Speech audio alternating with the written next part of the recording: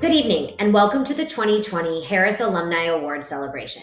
My name is Nikki Wegner, and I am the president of the Harris Alumni Council. The Harris Alumni Council was created by highly engaged alumni in partnership with the school's leadership, who understood the important role alumni play in extending the reach of Harris public policy through advocacy, student support, and of course, building and sustaining a strong network of alumni and policy leaders across the globe. Each year, the Alumni Council comes together to recognize the achievements of our broader alumni community by presenting 3 awards to outstanding and deserving winners. I would like to extend a special thank you to all of this evening's attendees for joining us in this virtual celebration of the 2020 winners. And of course, we look forward to a time when we can all gather in person again for these types of celebrations. I also want to say a special thank you to Chen Wen, Barbara Moreno-Pascal, and Maggie Bove-LaMonica, who led the effort for the Alumni Council, and to the wonderful Harris staff who pulled this wonderful evening together. Tonight, I have the honor to briefly introduce the 2020 Alumni Awardees. These winners were selected by the Alumni Council Awards Committee because of their positive influence across global communities and their contributions to the policy arena.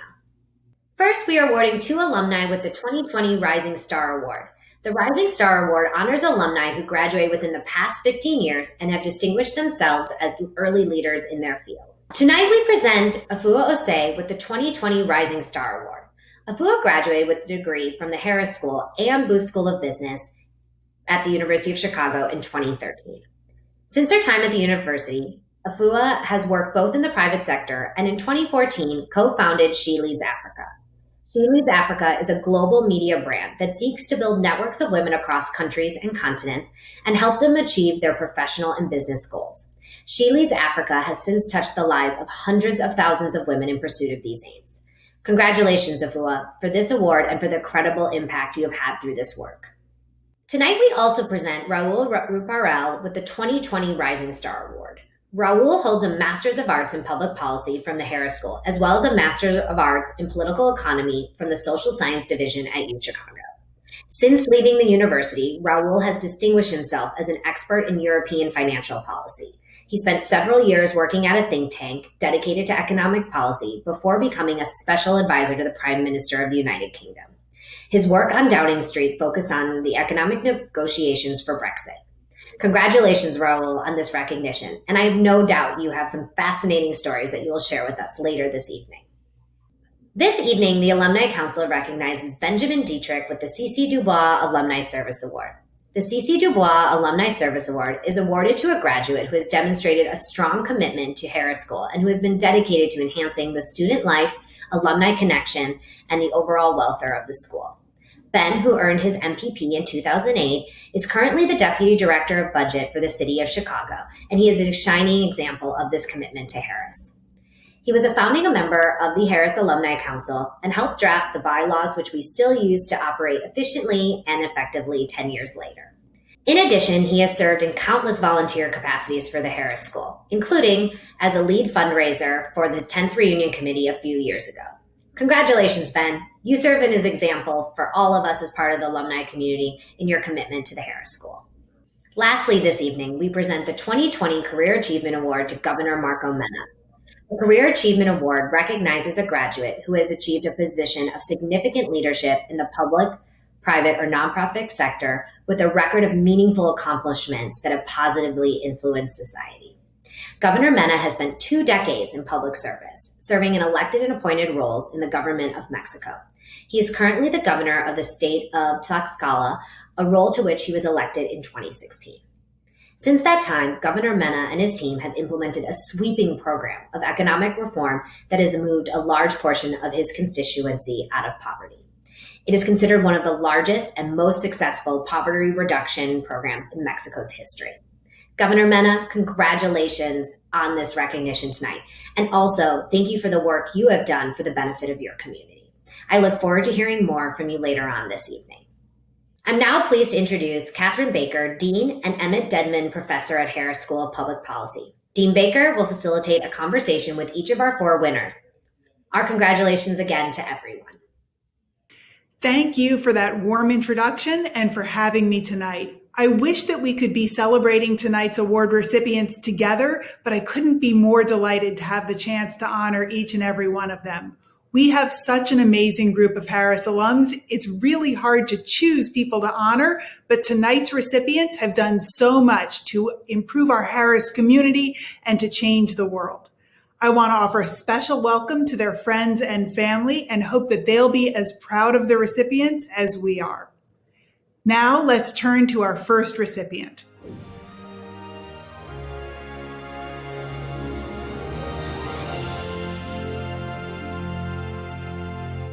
Congratulations, Governor Marco Mena, for the Career Achievement Award. You inspired me 25 years ago to pursue a master's degree in public policy at the Harris School, and I am forever grateful to you for that. Your influence as a teacher has produced many great public servants and consultants that remember you as a world-class teacher. As governor, you have demonstrated that problems can be addressed with evidence-based programs. The great results of your administration are proof that the motto of our school is true, and that is turning passion for doing social good into measurable social impact. Congratulations, Governor. Dear Marco, it's an honor, a pleasure to speak to you today. You are a great inspiration for me and for hundreds of Mexican Harris alumni. I'm sure that your Career Achievement Award is just a step at the beginning of your brilliant professional career. You're an example to follow as a politician, as a professor, as a boss, and as a friend. Your passion for designing and implementing evidence-based social programs have changed the life of millions of people in Tlaxcala and Mexico. Congratulations, dear friend Marco. Mexico needs more professionals like you. Governor Mena, tonight your fellow alumni present you with the 2020 Alumni Career Achievement Award. For almost 2 decades, you've served in public office in Mexico at the federal level and the state level. What drew you to public service? I wanted to become a policy analyst in order to design and implement social policy programs, especially those related to reduce poverty. In Mexico at that time, we didn't have a government in which expert knowledge or professional policy analysis were taken into account in order to make decisions. Politics were the basis to rule and decide within the government, in spite of government effectiveness. In Tlaxcala, in my home state, that problem was even deeper. And I wanted to prove the quality of the government in my home state. After a couple of decades after that, I am very happy to say that my Harris School education helped me to make a change in my state. I am very glad to say that Tlaxcala, my state, is now leading several national indicators, such as economic growth. Last year, my state was the first place in Mexico at a rate of 6.5%. Job creation, we have the historical record of jobs currently in my state, and elementary education standards. So the Harris School was crucial in order to give me the tools and the overview to understand that effectiveness in government has to be made on the basis of expert knowledge and professional policy analysis. When you reflect on your many years of public service, what things have been most meaningful to you? The importance of evidence in the public decision-making process. not only feelings or opinions, and not only the political agenda. Evidence is the way to make governments more effective. And we still need to make evidence-based policies more persuasive. But professional policy analysis is the way. One of the most inspiring aspects of your career has been your work to alleviate poverty and promote economic development. What aspects of your Harris education did you draw on to achieve that? In an absolute way. The Harris School education gave me the tools and also helped me to realize how important was expert knowledge in the public decision-making process and in the objective of making governments more effective. For example, being a governor, the governor of my home state, all that knowledge in my Harris School education gave me the opportunity to apply those tools and knowledge. I'll give you an example. We have a program to reduce extreme poverty. It is called Superate. It would be something like self-improvement, the name Superate. And that program has everything that the Harris School considers important in order to have a professional poverty reduction program. It has an experimental design, applied data science, external evaluation. I am very happy to say that the program has been very effective. We have been able to reduce poverty, extreme poverty, by half in 2 years, from 5.7% of our population to 3.1% in 2 years. And I am very happy to say that Superate is currently one of the most effective poverty reduction programs in Mexico. And I am deeply grateful to the Harris School, not only because of the education I had the opportunity to have at the University of Chicago, but also because the Harris School gave me the overview and the tools to make a change several years after I was a graduate student in my state. And because of that, thousands of people are improving their lives.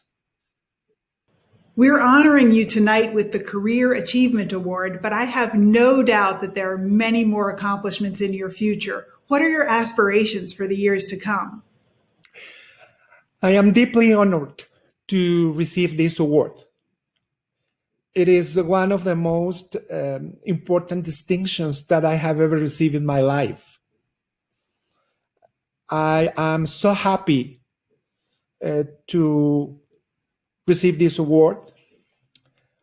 And I remember clearly my classmates, so intelligent, brilliant, so talented.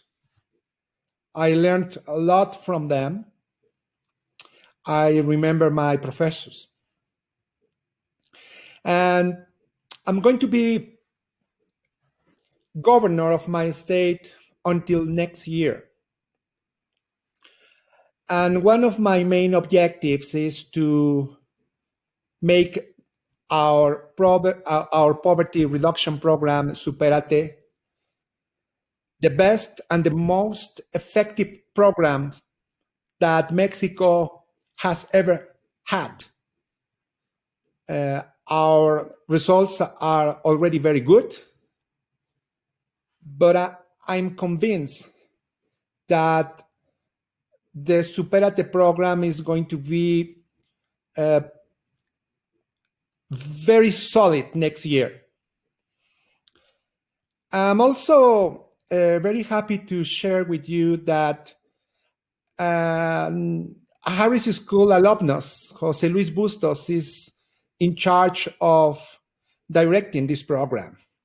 So it is completely Harris School. I'm also writing a book. It is a book on the dilemma we currently have, not only in Mexico, but all around the world,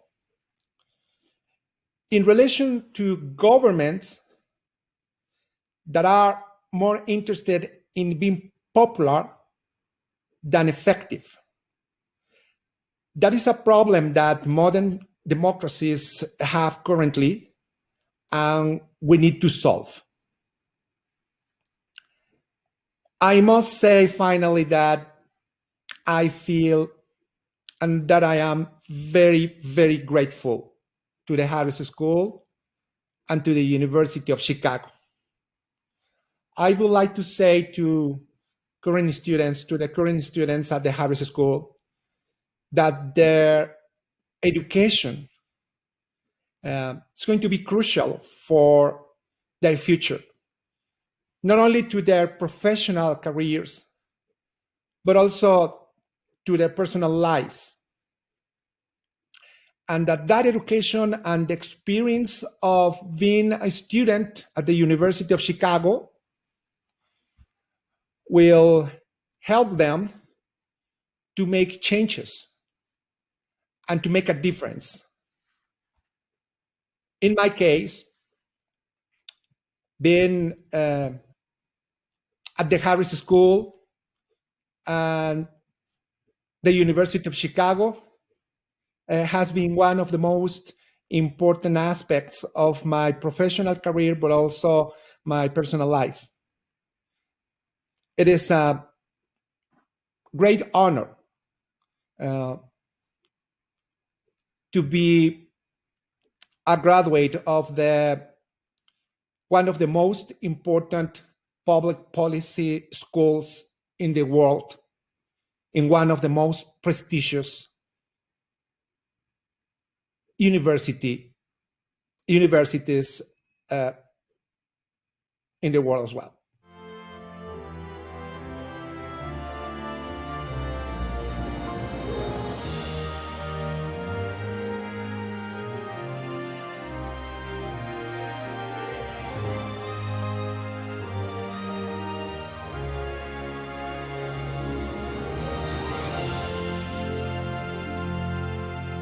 Hey Afua, congratulations on the Rising Star Award.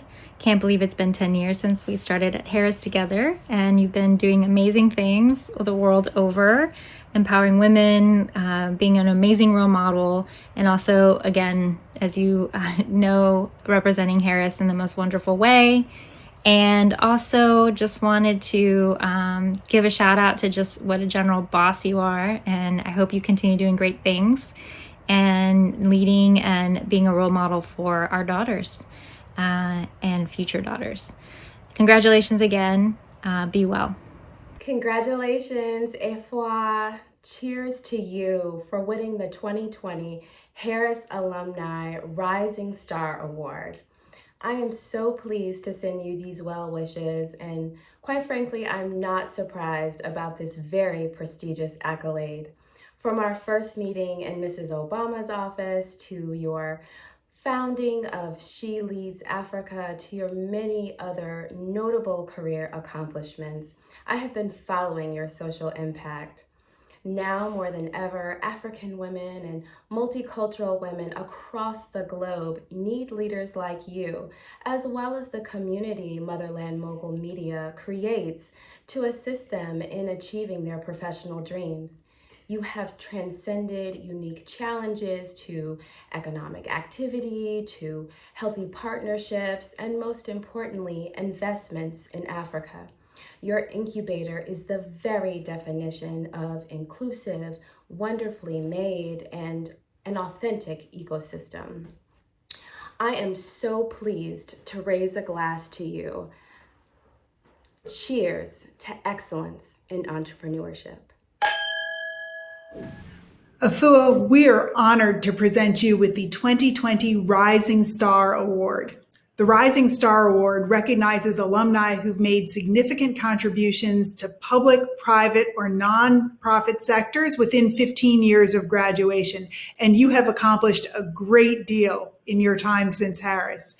You graduated from Booth and Harris only 7 years ago, and you've already made a tremendous impact in Nigeria through your organization, She Leads Africa. What motivated you to found this organization so soon after graduating?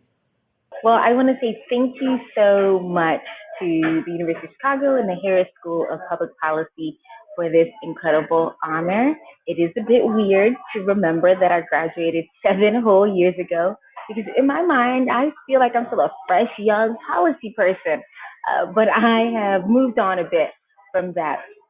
Honestly, my desire to start She Leads Africa and to create a platform was a direct result of the experiences that I had as a graduate student at U of C.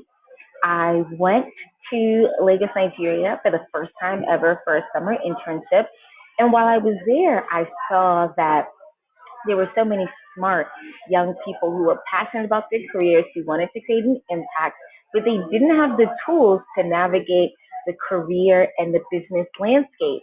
And that was in direct juxtaposition to my experience as a graduate student, in terms of we had an entire career services department. We were having lunch and learns. There were people who were coming in to talk about their experiences. We had people helping us review our resumes, practice with interviews. And I said, wow, I'm getting all of this because I'm a very fortunate graduate student. But what about so many other people who don't have access to this information, who don't have access to these resources?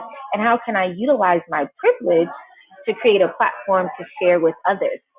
And so when I came back for my final year at Harris and Booth, I really started to think about how can I take this information and translate it into a way that's locally relevant as well as accessible using digital media to help more people find success in their businesses and their careers. And it just really blossomed and blew up from that. But the desire came from understanding how privileged I was to be in a space where I was getting access to so many great resources and figuring out how can I impact others with that information. What advice would you give to recent graduates who aspire to follow a similar career path? I loved policy school. I loved it. It was great, the conversations, the dynamics. But what I find is that sometimes we get so caught up in the data that we sometimes miss out on the real world application. And so I would encourage anyone else who's out there is to see the problem. I think we're excellent at doing that. Understand how the problem got started, right? Understanding the origins, the research, the data, but then take it that one step further and say, how can I recommend solutions that can be implemented, that can generate real impact? And so get started practicing and getting things done. That ability to execute and to take a great idea, a policy recommendation, a dream solution, and turn it into tangible ideas and tangible things that can actually impact people. That's the difference between people who are, in the classroom versus those who are able to actually change our world. And I want to see more smart, talented policymakers in all industries and in all fields taking that training and turning it into solutions that change people's lives. So go out there and do something. Just start with something. You've been recognized by so many organizations, including Forbes Africa and Venture Africa, for the work you've done to increase the number of women in business and entrepreneurship in Nigeria and across the continent. Tell me about the mission of your work and what you found most fulfilling. She Leads Africa is committed to helping young African women find success in their businesses and in their careers and translate that success into long-term generational wealth. Our mission is to help young women make more money. And we know that economic opportunity is so pivotal to changing communities. When people have access and they have the ability to really design what kind of lives they live, it unleashes so much opportunity, it unleashes creativity, it unleashes innovation.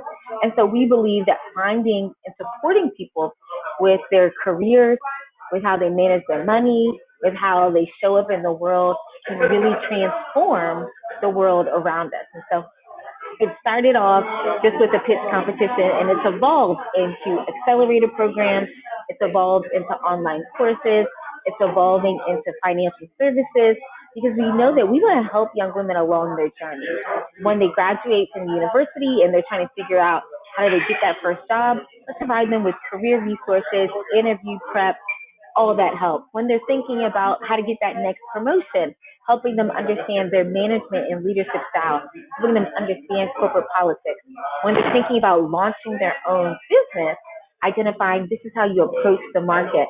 And we do that through our workshops, through our trainings, and through our partnerships. And then when it comes to financial success, helping people understand this is what it means to build long-term wealth. This is how you manage your money. And we're going to connect you to spaces that are going to teach you and help you grow your wealth. It's a lot of work. We have a team of more than 20 people in different cities and different countries. But I think what motivates us is seeing the change and the growth from people who first start to connect with us because they saw something fun and interesting on Instagram, to people who've been able to take that knowledge, those resources, that information, and really use it to change and transform their lives. What are your ultimate aspirations for She Leads Africa? I would love to work myself out of business. I don't see a desire or a need for this to be ongoing. I think for any type of social impact organization, hopefully the problem you're working on solved. Of course, as a business, we've evolved from when we started off, and the idea that we first had has changed. And so the way that we show up in the market and the way that we show up for our community changes. But I'd love a world in which in businesses and careers, we don't have to speak about gender anymore. We don't need to speak about an economic pay gap. We don't need to speak about a wealth and an investing gap anymore, because we've done the work to identify, one, of course, that this is a problem. Many people have not seen it as such. Then two, here are the ways that you can change your organizations, your structures, the economic rules and regulations. And then three, this is how we can bring women into these institutions that work better for them.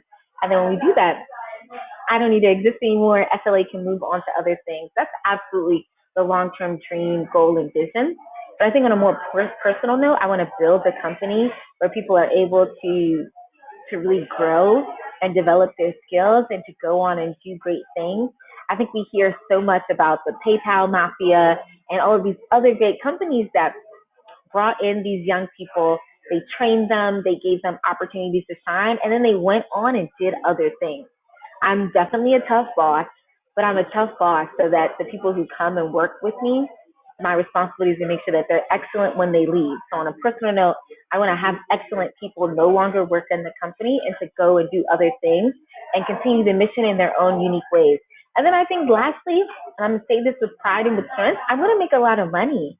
I want to demonstrate that you can serve your community, you can do great work, you can create impact, but you can also build a sustainable company that allows you to be comfortable.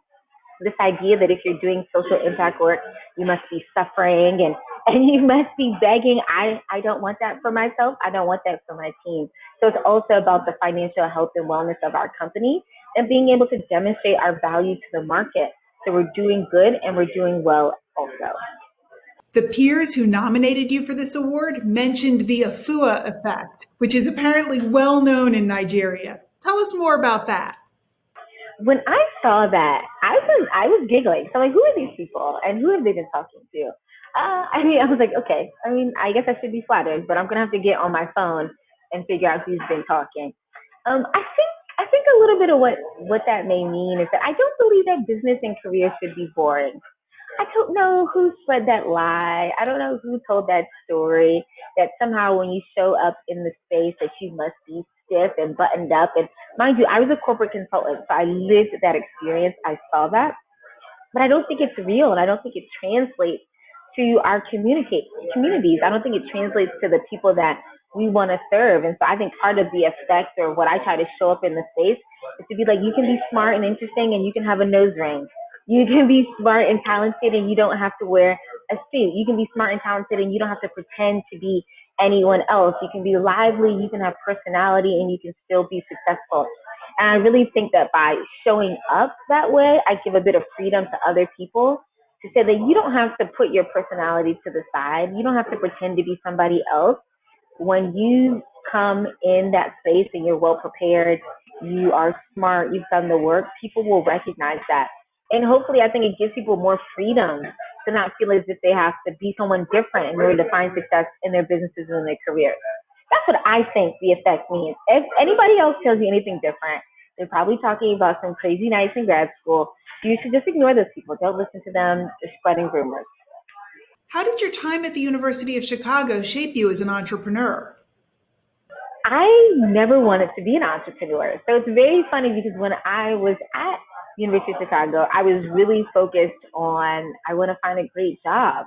Like, that's just what I want to do. And so the fact that I've gone through this transition is so incredible and surprising for me as well. But what I've noticed during my journey is that all of those previous opportunities, positions, internships, classes, they've all built up to this space to where I am today.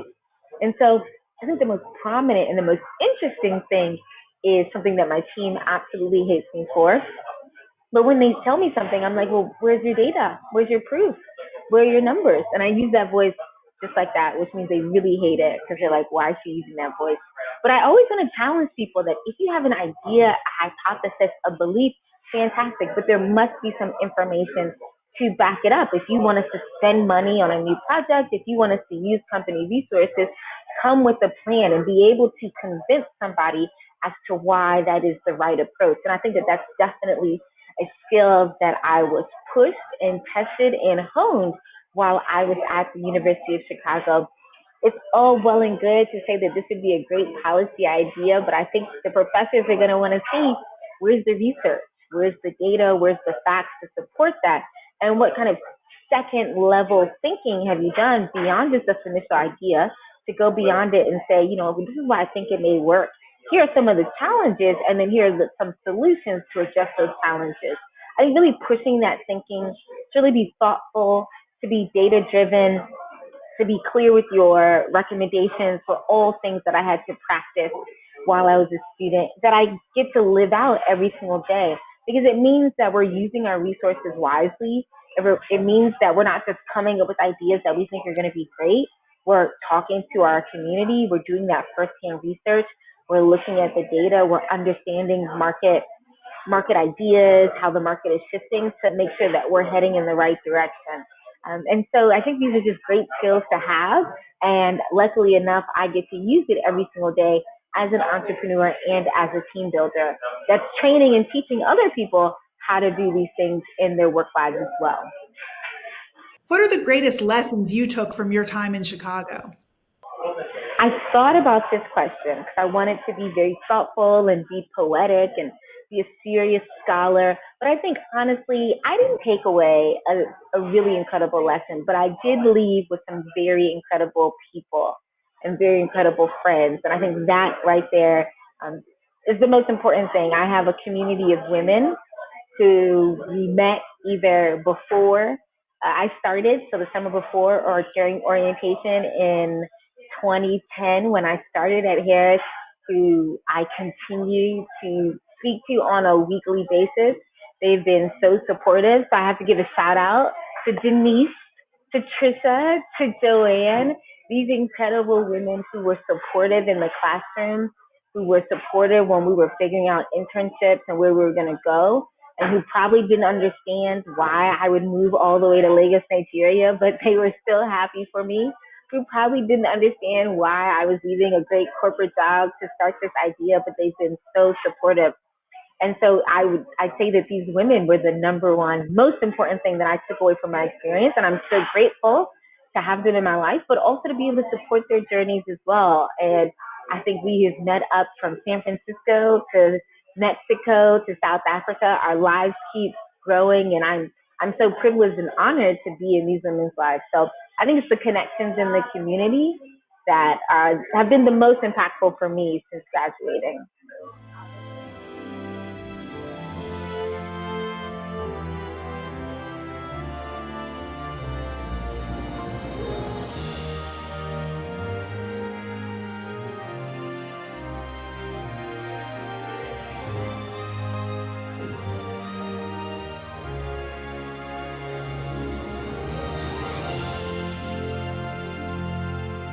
Hi, I'm George Latavish, MPP 2011, and I'd like to congratulate Raul Ruparel on being honored with the 2020 Harris Alumni Rising Star Award.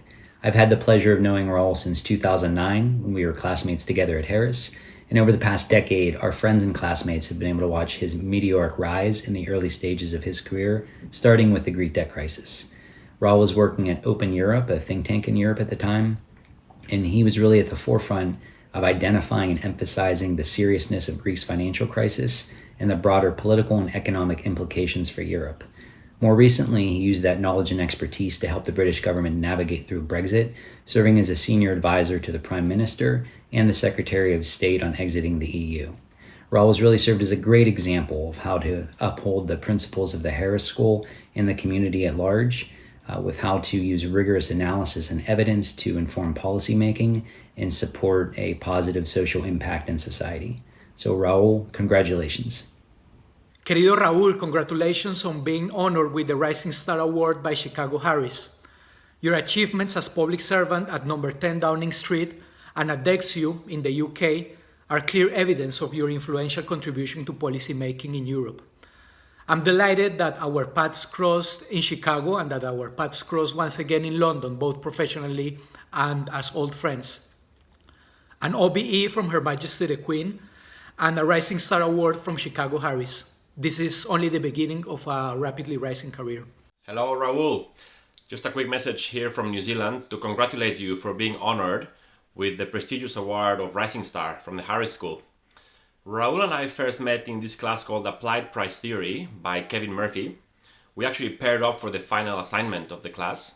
And as a result of that, we became closer friends and did some trips, including to the jungles of Central America, coping with the tropical heat of Costa Rica. We then subsequently caught up a few times in London, and what really struck me was how quickly Raul's career took off, including an OBE, Order of the British Empire Award. So hey mate, this is all the time I got, but congratulations, and I hope to catch up in person soon. Raul, we are delighted to present you with this year's 2020 Rising Star Award. In the 10 years since you graduated, you've co-directed a think tank, advised a prime minister, and now consult in private practice at Deloitte. Tell us more about your career journey.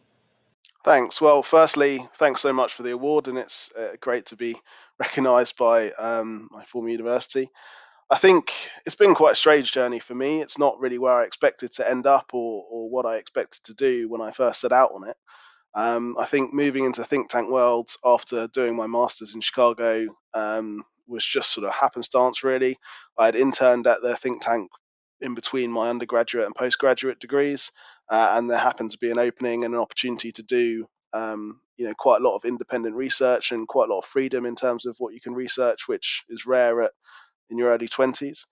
And then from there, really, I just, a lot of picking up on the big issues and some of being in the right place at the right time and hard work and perseverance, I guess, is sort of led me to where I ended up. After doing a lot on the Eurozone crisis, things moved quite quickly towards a referendum in the UK, and that meant, picking up the issue of Brexit and working on that. And obviously, I went from therefore being on one of the big issues of the day to the next big issue of the day.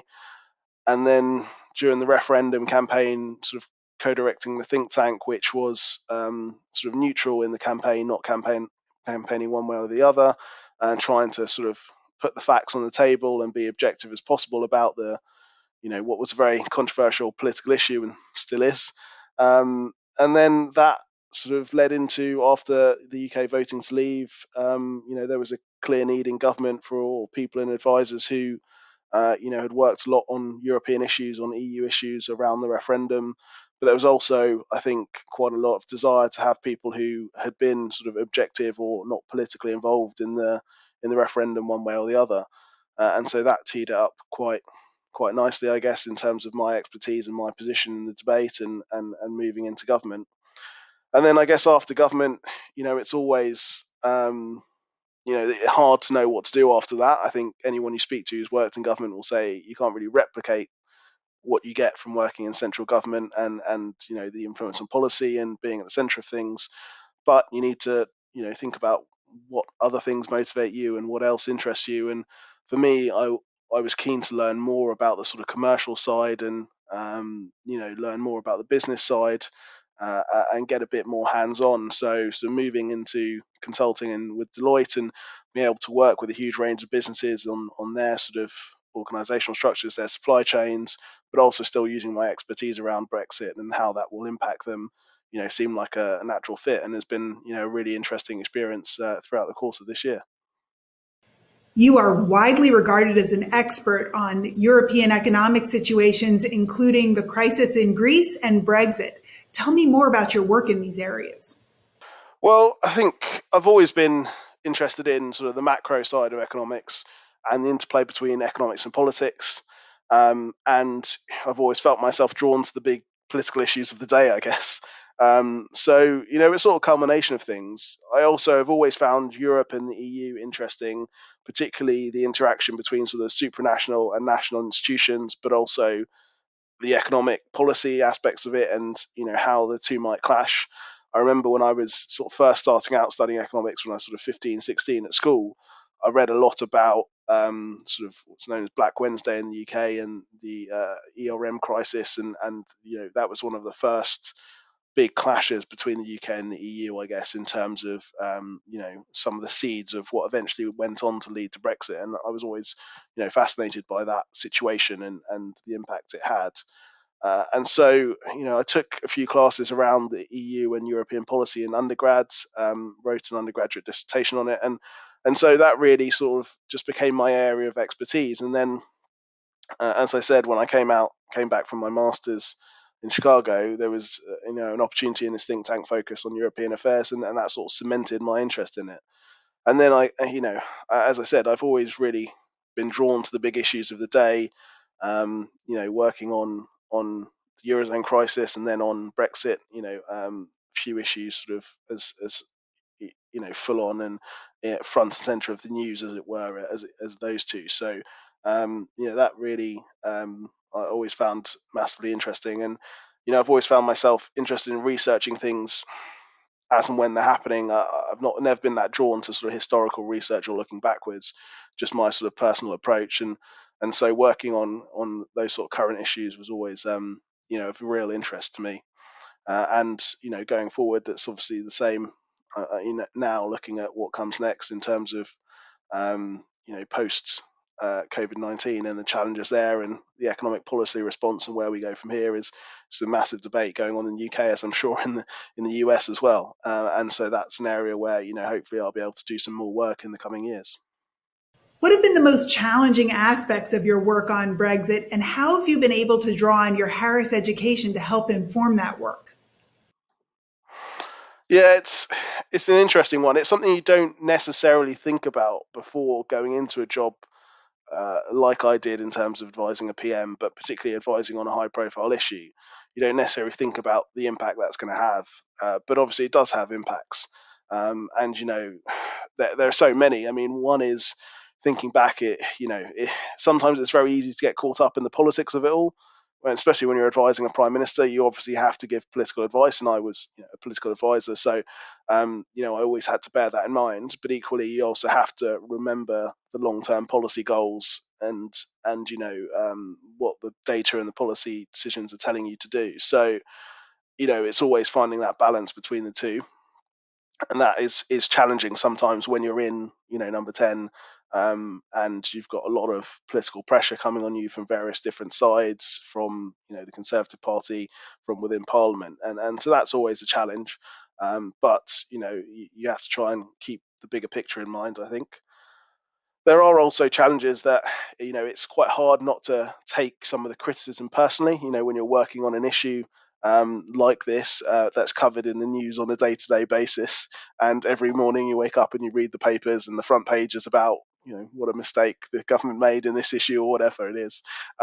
Yeah, sometimes it's hard not to take it personally, but you have to be able to set that aside and remember why you're doing it, what the motivation is, and trying to do what you think is right, and what the right outcome and get the best outcome for the country is. So it can get challenging. And then there's also the silly things like it ruins any dinner conversation. When you're working on an issue like this, you sit down at a table, and you're speaking to people, especially, if you're at a wedding and you're speaking to some strangers and you mention, oh, I work on Brexit, and the whole conversation just gets ruined because everyone just wants to talk about it and everyone has strong views and you inevitably have an argument, and that's the way it goes. So yeah, from from the very big level to the very small level, it does have impacts throughout your life that you probably weren't prepared for before you take a job like this. What have been the most challenging aspects of working on public policies like Brexit that draw so much public scrutiny? Yeah, sure. I think, like you say, data is a big part of it. I think, looking back at my time at Harris and in Chicago, a lot of it was quite data heavy. I hadn't done as much sort of statistics before as some people might have done. So I did quite a lot in my years there. And, that really gave me a good grounding and making me feel comfortable with complex data sets and dealing with complex issues through data. And that certainly has stood me in good stead, particularly when doing my own research, at the think tank, but then also when you're looking at policy issues and knowing sort of what data you need, trying to know where to find answers to certain questions and things like that. So definitely has guided me in that sense in terms of the data, but also given me the tools to analyze that data, linked to that things like cost benefit analysis and being able to look at policy issues through that lens from early on was definitely part of it. I think there's the wider sort of confidence it gives you, going to a new city, a new country, studying at a university like Chicago that's got such a reputation, and with people who both have around you who have probably more academic experience or more business experience, depending on which walks of life they came from.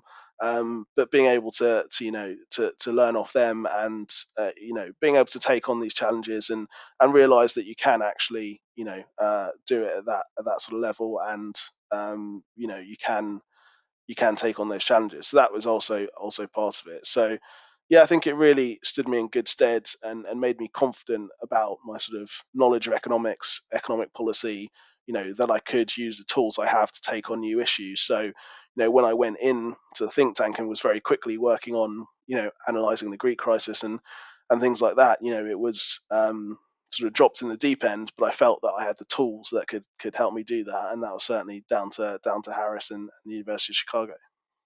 We have no doubt that your career will take many interesting turns going forward. What are some of your career aspirations? Yeah, it's something I think about a lot in terms of where next and the way forward. And as I said, I think it's always hard when you come out of being at the centre of government and centre of policy making to know what to do next. And you have to think about what motivates you and what inspires you and what drives you to continue to improve. And especially when you're sort of, I guess, still relatively early in your career like I am, you don't want that to be the be all and end all. So you have to think of what else you can do and how else you can influence policy. So for me, like I said, going to Deloitte and learning about a different aspect of it, thinking of how policy interacts with business, specifically learning a bit more about the commercial side, learning about some of the practical implementation a bit more than maybe just sort of in government where you think about the policy side of it, but you don't necessarily you do think about it, but you don't necessarily actually implement it on the ground like businesses do. And so doing a bit more of that was certainly something I wanted to do and expand my sort of knowledge base. And I think that would help me in the future if I do go back into government, understanding a bit more of the business and the commercial side, and will help me, stand me in good stead for that. In terms of going back into government in the future, certainly be open to it. It's one of those things that you can't ever plan. I didn't plan it the first time around. It just worked out that way. I knew it was a possibility, and it was always something that interested me. But I think if you set out saying this is definitely what I want to do, and it's not always easy to it's not something you can manufacture and make happen on your own necessarily. So it's something you just have to be open to, and you have to keep, working in the right spaces. Keep trying to have an impact on the debate. I continue to write papers or articles around sort of economic policy, Brexit, the policy areas I was involved in, and try and stay current in the debate and continue to influence it if you can. And then I'm sure, in the future opportunities might arise. So I certainly be open to it, and I think it's something that is never the same. Just because you've been in government once, going back again, I don't think it will be the same as last time, because it's always so dependent on the context and what's happening at that point in history and at that time. So, I have no doubt that it would be challenging and interesting and completely different if I did it again. And then I guess the one other thing which I'm thinking about is sort of that I'd like to do at some point is, sort of run my own business, start my own business, and take on that challenge. And again, that's something slightly different to what I've done before. But having that motivation, I think, from it being your own thing, and building it from the ground up is something I'd like to try at some point. So that's something I may take on in the not too distant future. But lots of things that I still want to do and take on. But yeah, going back into government is never off the cards, but it's not something I'm sort of planning to do anytime imminently, as it were.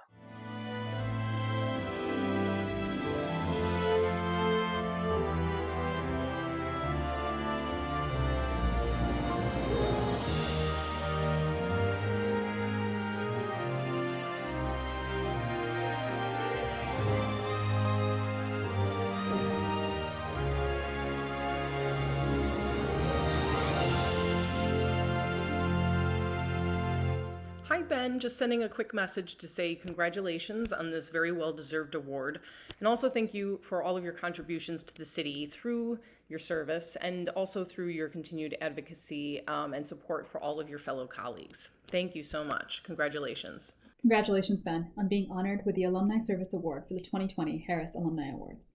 As a Harris MPP alum and an alum of the Civic Leadership Academy based at the Harris School, we are incredibly proud to honor you with this award. As a CLA alum, you have shown us time and again how deeply you care about creating a more equitable Chicago. You continue to pay it forward every single day. We're honored to call you one of our own. Congratulations, Ben. Ben, you're the second recipient of the CC DuBois Alumni Service Award. The Alumni Council gives this award to fellow alumni who have been outstanding volunteers and performed extraordinary service for the Harris community.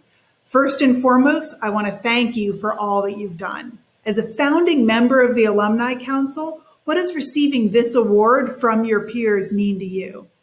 Well, this is really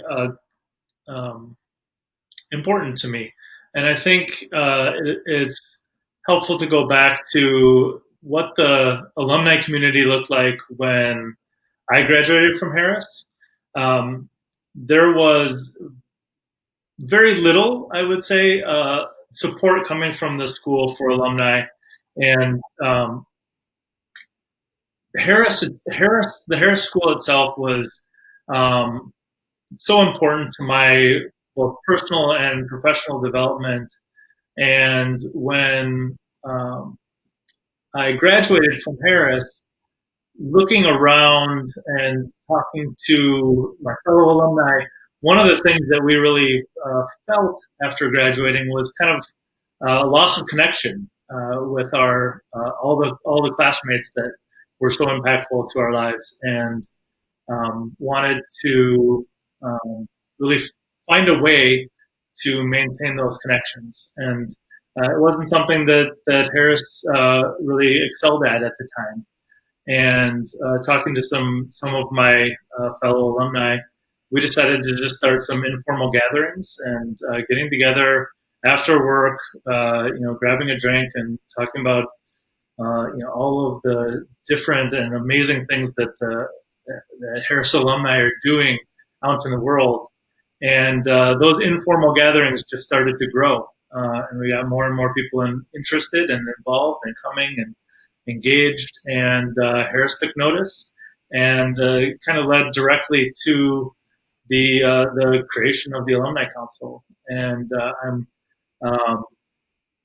so excited about the work the Alumni Council has been doing, and the ability and the growth in building those and maintaining those connections between alumni, and then starting to build them between alumni and current students. Since your time at Harris, what have been the most meaningful aspects of your engagement with the alumni community? I'd start off with just starting those informal gatherings and being able to get together with alumni and talk about and hear about those amazing things that alumni are doing out in the world. And then I'm really proud of the work that we did to start the Alumni Council and to build it to what I think is a very important component of the Harris School now. The Alumni Council plays a great role in sharing the voice of alumni and taking that back to the school, so that the school knows what alumni are interested in, as well as starting to build some of those connections between alumni and current students and finding ways to support current students. Because I think that's just an incredibly important role for alumni to play is as students are looking at graduating from the Harris School and trying to figure out where they're going and what they're doing next. Alumni can really be helpful in helping bring them along and help them get to where they want to go. So I'm really proud of the Alumni Council. I am proud of all of the great work that the Alumni Council has been doing. For me personally, I was also able to participate in the Civic Leadership Academy, which is run out of the Harris School now, and that is also an incredible program that the University of Chicago has started to help build leadership skills in both government and nonprofit up-and-coming leaders, and provide them with some of the tools that they need to really know who they are and go out and lead in their chosen profession. What are your aspirations for the growing Harris alumni community? I think there's a lot that the Alumni Council can continue to do to provide opportunities for professional growth and providing that that connection to the academic side of things and just the intellectual growth of the alumni community. And I'd like to see some more growth in providing that kind of support. I think the school and the Alumni Council provide opportunities through some of the lectures and some of the I guess lectures that are open to the alumni community. I think that's great. I think that's a great opportunity, and hope more people take advantage of them, and continuing to interact with the school and reaching, finding more ways to reach and support alumni. I'd love to hear more about your current work with the City of Chicago. How did your time at Harris and the Civic Leadership Academy shape your career? So I've been with the City of Chicago for 8 years, all of them in the budget office. I've had a number of different roles in the budget office. First, as assistant budget director and working with public safety departments and working on the kind of department management side of things. Most recently, I am the deputy budget director for revenue and finance, which is mostly working on the revenue side, at least, doing modeling and tracking of the city's revenues and forecasting to see where it looks like they're going, and helping to balance the city's budget. So the academic and the academic side of Harris is incredibly important to what I'm doing right now. Understanding how different economic factors affect various city revenue streams, and then trying to look at how some economic indicators will impact those revenues going forward, and then modeling and forecasting revenues going forward. Harris and the academics at Harris are play a huge role in what I'm doing right now. As an alumni of the Civic Leadership Academy, I got a very different experience there, and Civic Leadership Academy was incredibly important for me personally in helping to understand what my own leadership style is and how to be myself in that leadership. How to let my leadership style show and shine, and so that kind of took was critical in taking me, I think, to a next level in leadership, and that's played a very big role in how I am and how I interact with others in the office, and the network that I got from that, the network from the Civic Leadership Academy.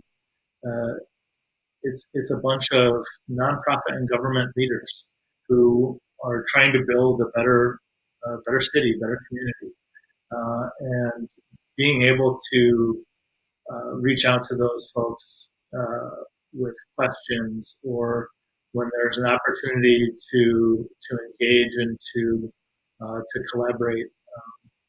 I think that is also a really important aspect of what I got from Harris from the University of Chicago.